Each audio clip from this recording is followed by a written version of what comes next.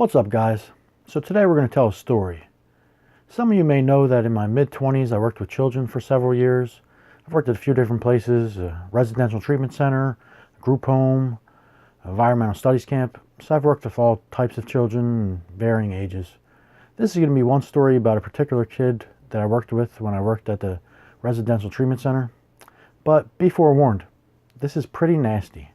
This kid was put on one-to-one, and I was the staff member placed in charge of him for the shift. One-to-one basically means one child per one staff member, meaning I was in charge of him and him alone. All the other children were dealt with by other staff. Kids are placed on one-to-one for numerous different reasons. Could be they're suicidal, self-injurious. Could be that other kids want to beat them up, or it could be the other way around, where all they want to do is beat up other kids. I was placed on one-to-one with a lot of different children because I seemed to work better than most of the other staff. When I worked one-to-one, I was able to calm kids down. I was able to figure out what their problems were more easily. So I was placed on one-to-one with him. So I'm working with the kid throughout the day. No problems are coming up. Everything's going good. We have lunch, and then during lunch he asks to use the bathroom. So I say, okay. I take him outside to the hallway because there's a bathroom outside of the cafeteria. With one-to-one kids, you're usually supposed to be within arm's distance of them at all times. But when they use the bathroom, I usually just leave the door cracked. I leave my foot in there so they can't try to shut it or anything. So he's using the bathroom.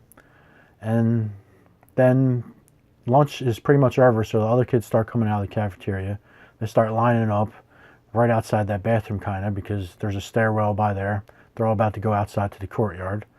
So I'm talking to them. They're trying to say hello, what's up to me, things like that. I still have my foot in the door. I'm trying to listen to him. Next thing you know, this kid opens the door. And I'm like, holy crap. He is covered head to toe in his own feces. And he's butt naked.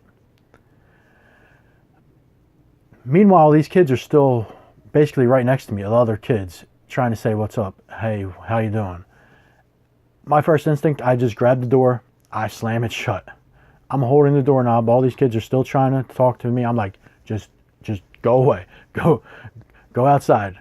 The whole time they're walking past me, I'm holding the door shut. This kid that's inside the bathroom is trying to open the door.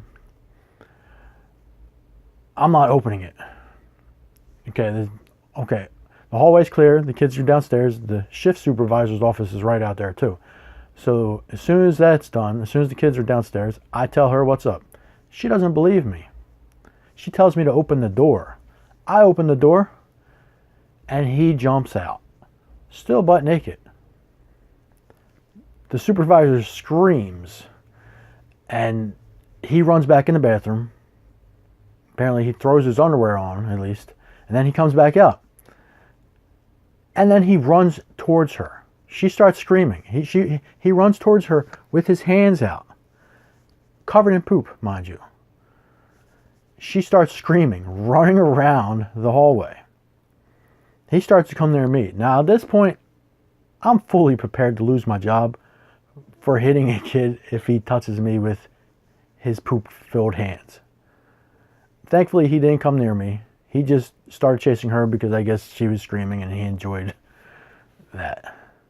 She calls on the radio for the unit supervisor. Unit supervisor, because there's 3 different units for the different age group kids. She calls his specific unit supervisor. He comes up. He's like, yeah, his eyes are bugging. He's like, what the is this? He's speechless. He doesn't know what to do. This kid's still running around. He's got his underwear on now, at least, but he's still covered in all his own crap.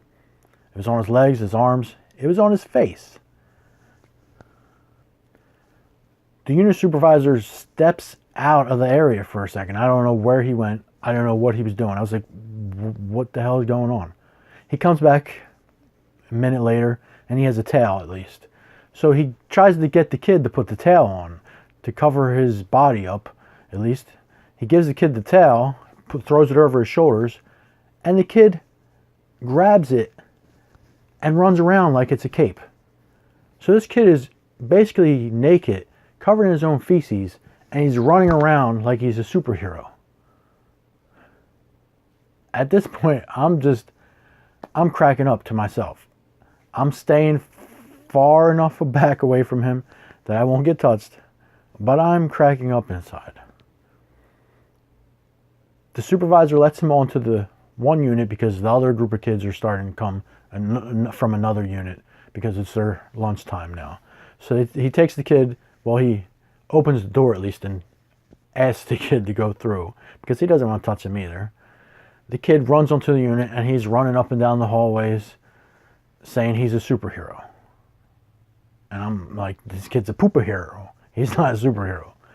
At this point, I'm just like, it's been a long day. I'm just like, I'm going on break. So I go on break. I leave him. I leave the unit supervisor to deal with this kid. Let him take a shower or do whatever. Because I was basically done at this point. I'm not dealing with that.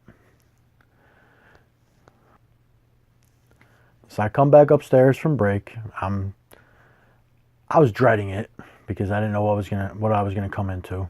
But I come upstairs. The kid's fully dressed. He's taking a shower, everything, and he's quiet. I sit by him for the rest of the shift, but he's pretty quiet. I think the unit supervisor might have given him candy or something to make him behave, which is never a good thing to do. But I guess when the kid's covered in poop, you do whatever you can to get him to take a shower. So yeah, that's the end of the story. The rest of the day was good with him. I didn't work with him too much because I usually worked on a different unit for the most part. But yeah, that was a crazy little thing that happened. So if you guys like this story, leave a comment down below. I have other stories as well, but I thought this was one of the nastiest and craziest ones, kind of. But, like, comment, subscribe, and stay retro.